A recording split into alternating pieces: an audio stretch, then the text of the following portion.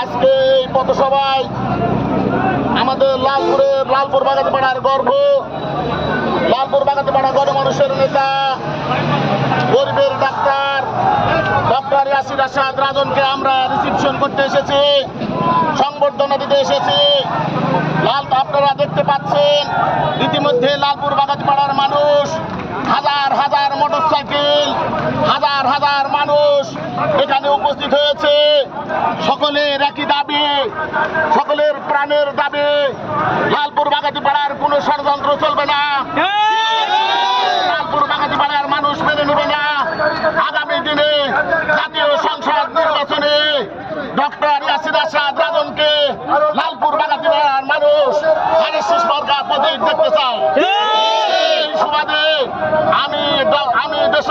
আমি আবাসীর নেত্রী, দেশের নেত্রী বেগম খালেদা জিয়াকে জানাইতে চাই, আমার এই মাধ্যমে, গণমাধ্যমের মাধ্যমে, এবং আমাদের চেয়ারপারসন আমাদের তারেক রহমানকে জানাতে চাই, সে যেন সুচিন্তা ব্যক্ত করে আমাদের লালপুর বাগাতিপাড়ার গণমানুষের আশা, চাহিদা, আকাঙ্ক্ষা যেন পূরণ করে।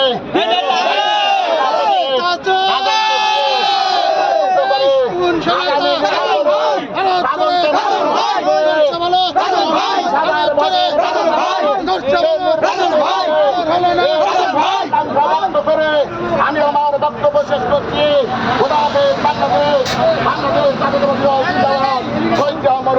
বাংলাদেশ জিন্দাবাদ, তারের অহংকার তারেক রহমান এগিয়ে চলো, আমরা তোমার সাথে রাজন আঙ্কেল এগিয়ে চলো, আমরা বিশ্বমার সাথে।